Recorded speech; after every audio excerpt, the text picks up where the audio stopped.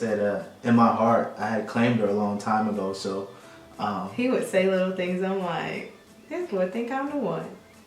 Think this girl might be the one. You heard this song? Think this girl might be. PJ what? I'm gonna have to. Yeah, tell me what you got. Okay. The next one. Is any form of sexual contact, IG, kissing, petting, before marriage a sin? Okay, is any form of sexual contact, such as kissing, petting, before marriage a sin? What do they mean, petting? I don't know, maybe like touching? Oh, like, I've never, okay. Yeah. It's not necessarily a sin, but certain things can lead to sin. And so we are just being conscious. And as we expressed in the last video and in some other videos that I've done in regards to my virginity and things like that, my path, my journey is not going to be your journey. So taking kissing off the table is not something that's necessary, but we just want to make sure in regards to our relationship that we're covered in all areas and we don't do anything that can potentially lead to sin. But kissing is definitely not a sin. Being touchy-feely, there are some people whose love language is more so they're affectionate and like physical, so they're going to be a naturally like touchy-feely person. But if you know you can't handle that and you feel like it might eventually progress to, you know, the bedroom or maybe having sex and things like that, if your mind mentally is gonna, you know, go crazy, then you might want to take that off the table. But it's really like a personal what's the word I want to use, like a choice, or you have to know your limitations. And I think that ties back to the temptation question we addressed earlier. All of these things, for us anyways, we feel that could lead to, you know, something else. So we want to immediately take those things off the table and keep our minds pure. And it's funny because she's my girlfriend and I love her and I care about her a lot, but like a lot of times, and this is gonna sound weird too, a lot of times it's more like a friendly and it's great. And the reason I say that is because yes, I love you too, baby. And the reason is because I want to make sure my mind is clear. I don't want to think about Mary in that light or view her in that light. So I often try until married. Absolutely. So I often try to make sure my mind is in the right space. And I think we've even prayed about just thoughts that we've had, you know, towards each other, which is natural, you know, but we want to keep a clear mind, because like I said, because those thoughts potentially could lead to more. And we feel as if we can control our thoughts, it'll maybe eliminate the possibility of the action actually happening. So I think before it actually happens, you think it first. So I don't know, that's just some of the things that we try to do. And he said that we prayed about just physical temptation. We prayed about our mental capacity in regards to like what we might desire for one another. I prayed prior to my husband actually showing up, because I believe he's my husband. You know, we're not married yet, but like I just know, like I believe in predestination, and so, you know, I know it's gonna happen. But I prayed before he arrived, and that's what I stressed in another video. Like, it's important, and maybe I think I said this in another video, but I stressed to other girls, pray for your husband now. And when you pray for him, it's not in regards to, oh, I'm praying for him to come, like just Lord send me a husband. It's not that prayer. Pray for him spiritually, mentally, physically, and the things that you desire to be a part of your relationship. If it's that you want your thoughts to be pure, pray for that now. Pray that he will have the discipline to be able to handle that type of relationship, that he'll have similar beliefs. You know, just pray for those type things now, you know, and cover him prior to him arriving. And guys absolutely do that as well. So I pray prior to him getting here that our thoughts will be pure, and we wouldn't even look at each other in that manner prior to marriage. And that's going to be something that we're going to have to consistently go back to God with, because that was a prayer prior to, you know, us getting together. And when we got together, within the first few weeks, first month, we didn't even see each other like sexually. That was just not something that happened. But over time, you know, that's something that might change. Just as you love someone more, you know, you begin to have a little more intimate thoughts about them. And so when that began to happen, we made sure we prayed about that.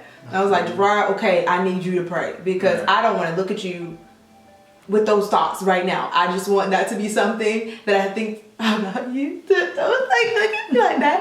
I don't want to have those thoughts right now. Like that should be when we get married. So yeah, he had to pray.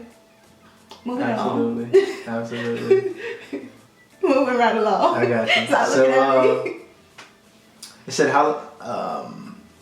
Basically, another question. It said, how long have you guys been in a relationship? I think we covered that before, but I officially actually married out February the 19th. Why are you hesitating like you don't know? Like every anniversary, every month, it's bad. Because I thought I would be the person, like usually it's the female, and maybe I'm kind of, I don't know. Don't do that to me. Maybe not. But like, the first month that we had been together, Gerard told me before I realized it. He's like, babe, he sent me like this nice message. Happy 1 month anniversary. And I was like, oh my God, it's our anniversary. It's crazy. I didn't even remember. And then for our 2 months, he thought about it and like the day passed and I didn't even think about it. I guess I do it in increments of years, but he's conscious of like, we gotta celebrate the small moments, babe. The small moments that leads to the big moments. So yeah. It's gonna be a lifetime of celebration. Yeah. And milestones. So okay. Let's do it. Do you believe in? So did we say it was 2 months? We've been together for 2 months. Yeah, I said February 19th. So we've officially been together for 2 months. 2 months and how many days? How many hours? You probably know. You tell me, sister. Hours. What's the day? Don't do me like that. You know. What's the day? Okay, you know so what today is is, the 23rd. So we've been together officially 2 months and 4 days. Awesome. Okay. Well, like I said, I claimed her well before she officially told me yes. So it seems like it's been longer. A lot longer, right? Yeah, 2 months. Just 2 months. You know. Let's just get married like today. Let's see. What else, babe? Let's see. Did we do this one? We did. No, but do you believe in soulmates? That's a good question. All right. It says, did you all ever break up? No. How long have you all been together? Did you ever have a breakup? Do you believe in soulmates?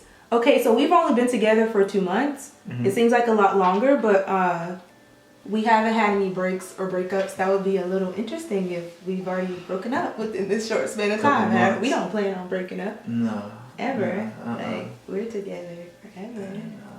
For sure. I literally told Gerard, like, once I say yes, like, it's official. Like, there are no backseats.